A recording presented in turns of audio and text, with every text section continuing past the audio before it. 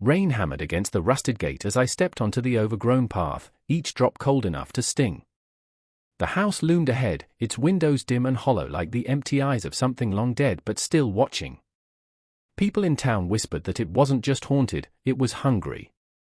They said the house didn't keep secrets, it kept people.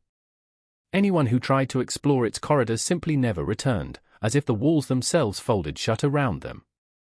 I told myself I didn't believe such things, yet the moment I touched the front door, the wood pulsed faintly under my hand, warm like living skin. Inside, the air felt too still, too aware, as though the entire structure leaned in to listen. The floorboards creaked in slow, deliberate rhythm, not echoing my steps but answering them. And then, somewhere deep inside the dark, shifting belly of the house, I heard it, a soft whisper calling my name, not with menace but with familiarity, as though it had been waiting for me all along. The arrival at the house begins with a sense of curiosity wrapped tightly around an undercurrent of unease, a feeling the protagonist tries to ignore even as the world around them subtly reinforces it. From the moment they step off the main road, the silence deepens unnaturally, as though the trees themselves are holding their breath. The path leading to the house is narrow and cloaked beneath a canopy of twisted branches that scrape against each other with every gust of wind, almost like whispers warning them to turn back. Each step forward feels heavier than the one before, as if the very ground resists their presence, yet they push onward, driven by a stubborn resolve or perhaps a force they cannot fully understand. Rumors about the house have swirled through the town for decades, stories of missing travelers, strange lights flickering behind shuttered windows, and an unsettling belief that the house chooses who may enter and who may never return.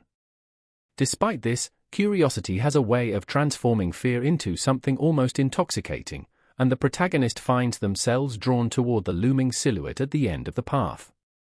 As they approach, the air shifts in a way that feels intentional, the temperature dropping sharply enough to raise goosebumps along their arms.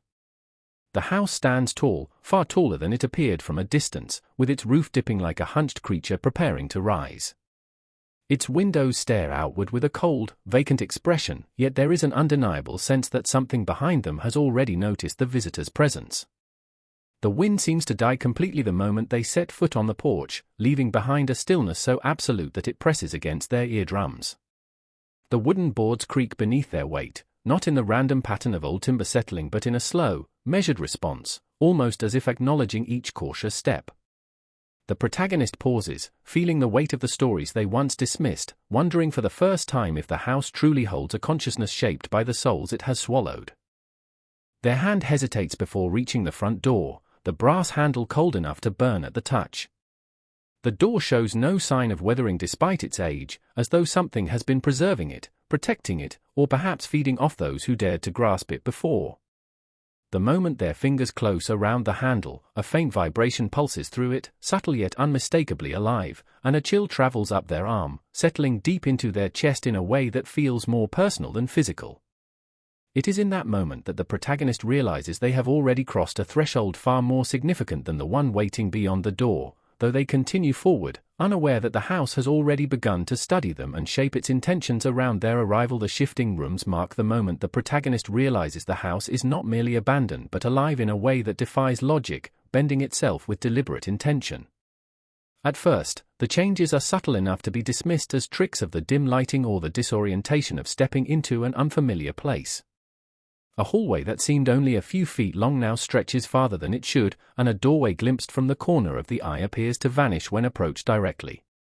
The protagonist tries to rationalize these distortions, convincing themselves that old structures often sag and warp over time, but the house seems to rearrange itself with an intelligence that makes such excuses impossible. The floors groan not from age, but from motion, like lungs expanding and contracting in silent breath. The wallpaper ripples faintly, patterns shifting as though trying to guide or mislead. The deeper they move, the more impossible the architecture becomes. What once appeared to be the entrance hall transforms into a winding corridor that curves sharply without warning, forcing the protagonist to navigate blindly into unfamiliar territory. They try backtracking to reassure themselves, seeking the comfort of the front door they entered moments earlier, but the route they attempt to retrace has completely vanished, replaced by a staircase that descends into a dim murk. Each turn presents something unfamiliar, a room they are certain was not there before, or a wall where a door had stood only seconds earlier. Panic begins to seep in as the realization settles that the house is not confused or broken, it is deliberate. It is choosing where the protagonist may and may not go, adjusting itself with the fluidity of something that watches and reacts. The walls seem to pulse with the faint echo of movement, as if adjusting their position just out of sight. Shadows stretch in directions that defy the glow of the flickering light fixtures overhead.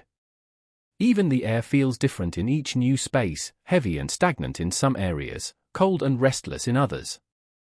The protagonist's attempts to stay calm falter when they open a door expecting to find the porch but are instead greeted by a narrow passage twisting downward like a throat leading deeper into the house's unseen body. Their breath quickens as they realize that no matter how carefully they try to chart their steps, the house is always one moment ahead, rearranging itself in ways that make escape not only difficult but perhaps impossible.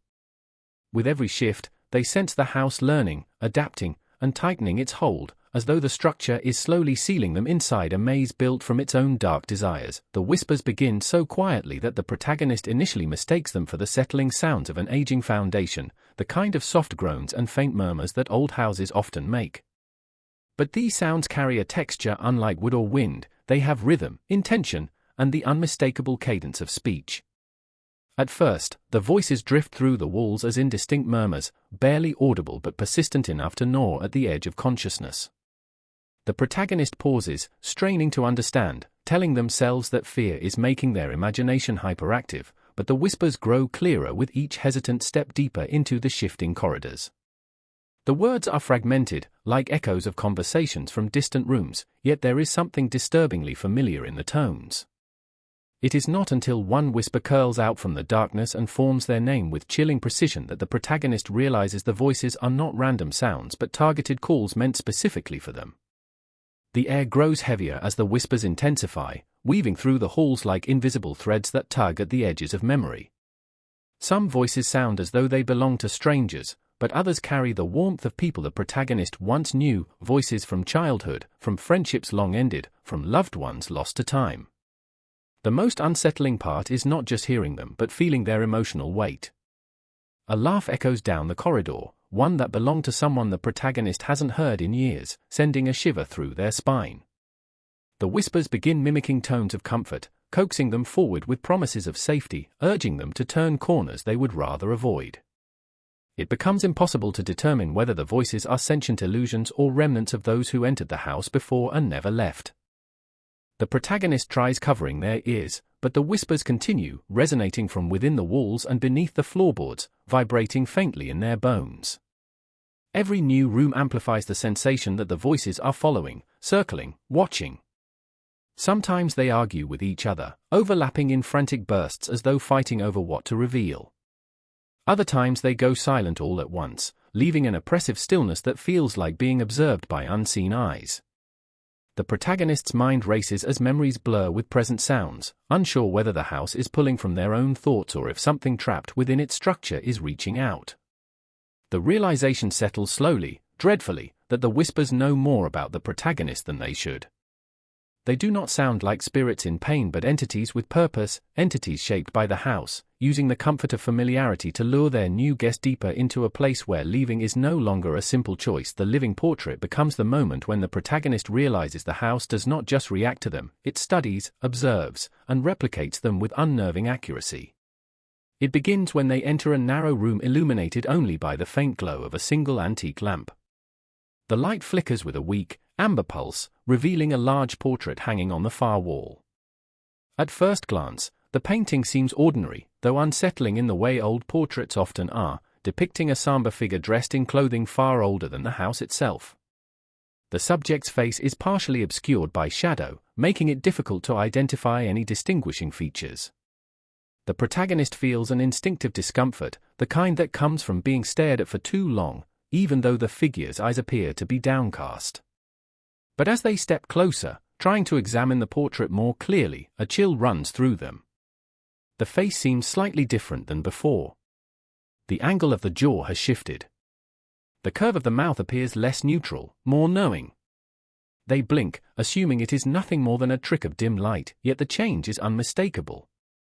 The protagonist moves away, only to turn back and notice the eyes, once downcast, are now looking directly at them. Not in an accidental or artistic way, but with the sharp focus of something alive. They take several uneasy steps back, but the figure's eyes track them subtly, following their movement with a slow, deliberate intent. As minutes pass, the portrait grows even more disturbing. The expression shifts again, this time forming features that resemble someone far too familiar. The curve of the cheekbones sharpens into a shape the protagonist recognizes, and the shadows along the brow take on an eerily personal outline. They lean in, heart pounding, and see that the portrait now carries unmistakable traces of their own face. Not perfectly rendered, but as if the painting is trying to remember them, trying to form them more clearly with each passing second. The lips begin to part in the painting, revealing teeth that seem slightly too sharp, and a faint, almost mocking smile starts to spread. The protagonist backs away, but the portrait changes again, now depicting their expression twisted in terror, eyes wide and desperate, as though predicting a moment that hasn't happened yet but soon will. They feel the room tightening around them as the air grows heavier, almost suffocating. The painted eyes seem to glow faintly, reflecting a fear that does not belong to the person originally depicted, but to the protagonist themselves. They realize the house is not merely shifting its walls or whispering in familiar voices, it is recreating them piece by piece, shaping their likeness into something trapped behind canvas, as if preparing to replace the original subject with their own image. The final door appears only after the protagonist has wandered through countless shifting corridors, as though the house waited for the perfect moment to reveal it. It stands at the end of a narrow hallway that was not there a moment ago, framed by walls that pulse faintly like veins beneath pale skin. Unlike the other doors in the house, aged, decayed, or warped, this one is pristine. Its wood is smooth, dark, and almost reflective, and the brass handle gleams as though freshly polished. There is a stillness around it, a quiet so profound that the protagonist feels their own heartbeat echo through the floor. Something about this door feels different, purposeful, as if the house has finally decided to offer a choice. The protagonist approaches cautiously, every instinct warning them that whatever lies beyond it is not merely another room but a threshold with consequences. As they get closer, a strange sound begins to emerge, soft at first, like the faint hum of wind through distant cracks. But the hum quickly sharpens into something more distinct, the echo of their own thoughts spoken aloud in a voice not entirely their own. It whispers their fears, their doubts, every regret they have tried to bury. The sound does not come from behind the door but from the door itself, as though it has been listening all along and has now chosen to reveal its understanding. Each step toward the door brings a new revelation, memories they never shared with anyone slipping through cracks in the wood as if the house has peeled them directly out of their mind. The voice shifts in tone, sometimes warm and coaxing, other times cold and condemning. It speaks of escape, of endings, of truths waiting on the other side. The protagonist reaches out a trembling hand, feeling a vibration beneath their fingers, a steady rhythm like a distant heartbeat. For the first time since entering the house, they sense that this choice is not forced, the house is offering something, though its motivations remain unclear. The door murmurs again, but now it uses their own voice, repeating their private fears back to them with distorted familiarity. They realize that the door is not simply an exit but a reflection, a culmination of every whisper, every shifting room, every shadow the house has manipulated to prepare them for this moment. The air around them thickens as the voice grows louder, urging them to turn the handle, promising release while hinting at a deeper cost. The protagonist hesitates, torn between the instinct to flee and the unnerving curiosity to know what the house has been guiding them toward. The realization creeps in that whatever waits behind that door will not simply determine whether they escape but whether they remain themselves at all.